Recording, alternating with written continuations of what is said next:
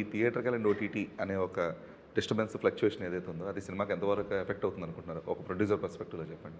ఏం లేదు, nothing. Okay. Last month కదా అది. 20 days అయిపోయిన తర్వాత ఇంకెవడ కూడా ఇది ఓటీటీ అని అనుకోను.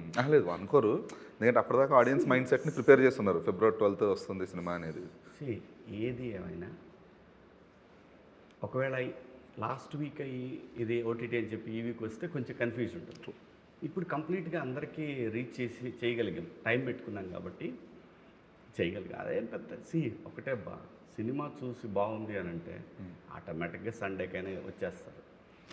లేకపోతే మనం చేయగలిగింది ఏం లేదు. అసలు అది డిస్టర్బెన్స్ అని నేను అనుకోను. ఇవాళ 30 seconds 10 secondsలో వెళ్ళిపోతుంది ఇన్స్టా వరల్డ్కి, ప్రపంచానికి.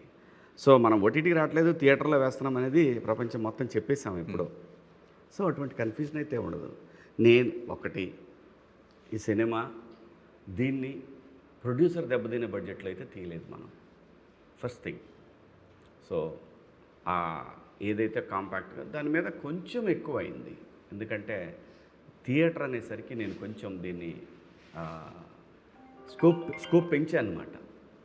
నేనే పెంచాను, ఆర్టిస్టులు ఇదంతా కూడా స్కోప్ పెంచాను. సో దానివల్ల కొద్దిగా పెరిగింది అంతే తప్ప టెన్షన్ పడేంత అయితే ఏం లేదు. డెఫినెట్గా ఈ సినిమా మాకు ఫస్ట్ వీక్లో ప్రాఫిటబుల్ సినిమా అవుతుంది, అనుమానం ఏం లేదు. ఓకే.